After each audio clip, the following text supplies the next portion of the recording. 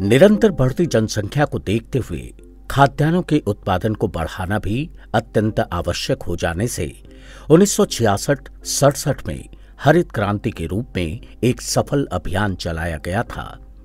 परंतु ये भी सच है कि इस दौरान उत्पादन में वृद्धि हेतु रासायनिक खादों एवं कीटनाशकों का प्रयोग बढ़ता चला गया। इस प्रकार जनसंख्या के अनुपात में खाद्यान्नों की उत्पादकता बनाए रखने के लिए हमारी रसायन की बढ़ती मात्रा के साथ साथ मानव जीवन व मिट्टी के स्वास्थ्य भी बुरी तरह प्रभावित हुआ। वन उत्पादकता संस्थान रांची झारखंड में स्थित उत्तर पूर्वी भारत का एकमात्र वानिकी अनुसंधान संस्थान है, जिसका मुख्यालय भारतीय वानिकी अनुसंधान एवं शिक्षा परिषद देहरादून में स्थित है। ये वन पर्यावरण एवं जलवायु परिवर्तन मंत्रालय भारत सरकार के अधीन कार्यरत एक स्वायत्त परिषद है।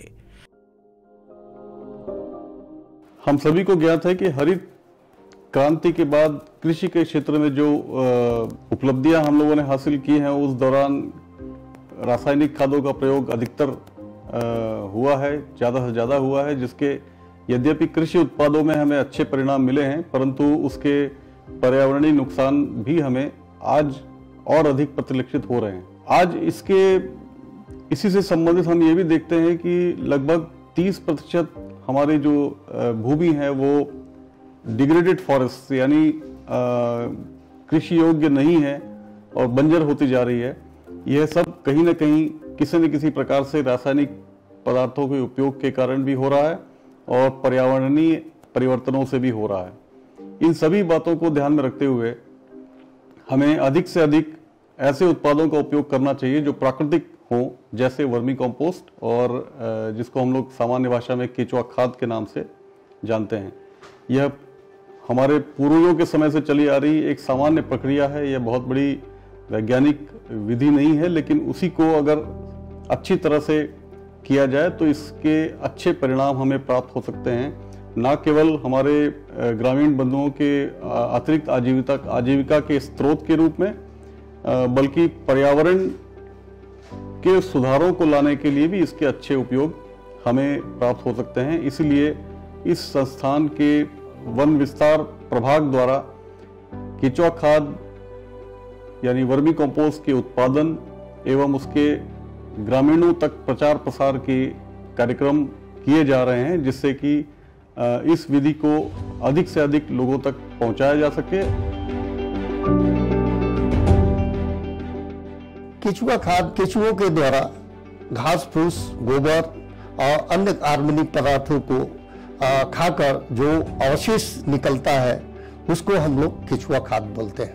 केचुआ को इंग्लिश में अर्थवर्म भी बोलते हैं। इसकी भारतवर्ष में लगभग 500 प्रजातियां पाई जाती हैं, जिसमें 2 प्रजातियां जो भारत में केचुआ खाद के लिए हम लोग उपयोग करते हैं, आइसिनिया फोटिंडा और यूजिलस यूजिनी। जो फोटिंडा है इसको हम लोग रेड वर्म भी बोलते हैं। दूसरी जो स्पेसीज है यूजिनी, उत्तर भारत में इसको खाद बनाने के लिए उपयोग किया जाता है। यह बैंगनी कलर का होता है। जहाँ पे तापमान अधिक होता है इसको लोग यूज करते हैं और इससे खाद्य का उत्पादन करते हैं। खुले में भी केचुआ खाद हम बना सकते हैं, लेकिन जब संरचना में हम बनाते हैं तो उसकी गुणवत्ता अधिक हो जाती है। इसके लिए हम परमानेंट अस्थाई बेड का निर्माण कर सकते हैं, या फिर आजकल अस्थाई बेड टारपोलिन का बनाया मार्केट में उपलब्ध है, जो सस्ती ही पड़ता है। अस्थाई बेड यानी ईंट से बना हुआ बेड जब हम तैयार करते हैं तो उसमें एक फायदा यह होता है कि हम भडमीवास को एकत्र कर सकते हैं, जो कि काफ़ी उपयोगी कीटनाशी एवं अलग से फर्टिलाइजर का काम करता है और पौधों की बढ़वार को गति देता है। बनाने की विभिन्न प्रकार की विधियां हैं। इसमें पहली विधि है कि जो पहले सीमेंट के द्वारा बनाया जाता था, फिर उसको बाद किसानों ने पॉलीथीन नीचे रखकर भी बनाते हैं। तीसरा मिट्टी का भी बनाते हैं। आज के ये समय में एक प्लास्टिक का 6x3x3 का केचुआ बैग, इसको बोलते हैं केचुआ बैग। तो इसको हम लाए हैं। इसको लगाने से फायदा ये है कि आप इसको कहीं भी उठा के ले जा सकते हैं, कहीं भी शिफ्ट कर सकते हैं।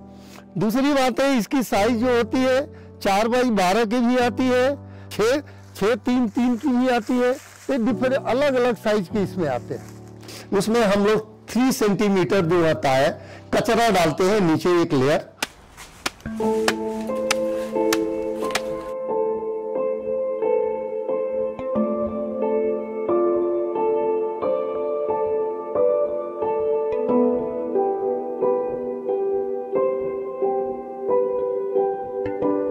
भरने के बाद उसको पानी से जितनी बार लेयर बनाएंगे उसमें पानी को छिड़काव करते रहते हैं। फिर उसके बाद 3 इंच जो है हम गोबर जो हो कम से कम 20 दिन पुराना हो उसमें डालते हैं। फिर उसके बाद कचरा और वो डालते हैं। फिर उसके बाद इस तरह से लेयर बाई लेयर हमको उसको पूरे बैग को भर देते हैं।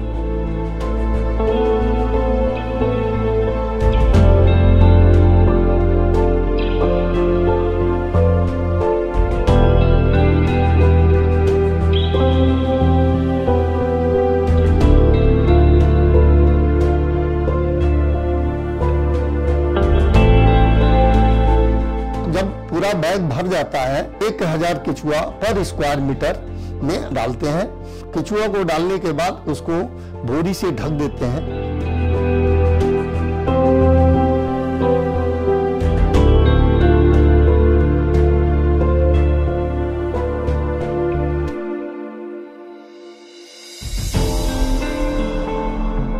बीच में हर 15 से 20 दिन में इसको हाथ से उलटते रहना चाहिए, जिसके कारण उसमें हवा जा सके और इस तरह से हम लोग अच्छा से अच्छा खाद का उत्पादन कर सकते हैं।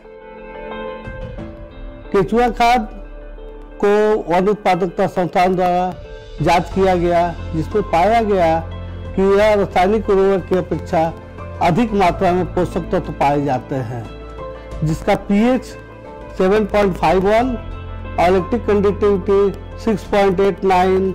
इसके अलावा भी बहुत सारे पोषक तत्व पाए गए हैं, जिसमें ऑर्गेनिक कार्बन 21.15%, नाइट्रोजन 2.81%, फास्फोरस 0.73% और आयरन 1080 ppm, कैल्शियम 3.2% और मैग्नीशियम 2.89% पाए गए हैं। बाजार में रासायनिक उर्वरक मिलते हैं, उससे ज्यादा ये उपयोगी है। इस प्रकार केचुआ खाद के उपयोग से इसके पूर्ण रूप से प्राकृतिक होने के कारण मिट्टी की उर्वरा शक्ति व जल धारण क्षमता बनी रहती है।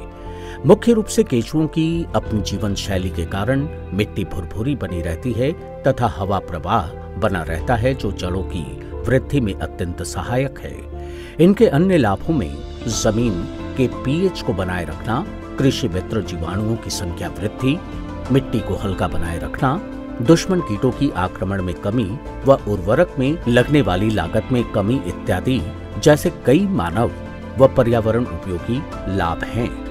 जमीन की उर्वरक शक्ति किस प्रकार बढ़ाया जाए, उसके ऊपर हम संस्थान द्वारा केचुआ खाद का निर्माण किए जाने के लिए दृढ़ है और इसके लिए संस्थान द्वारा ग्रामीणों के साथ तत्परता एवं तन्मयता के साथ काम कर रहा है। विभिन्न ग्रामीणों के साथ एक केचुआ खाद बनाने के लिए विधि भी बताई जा रही है।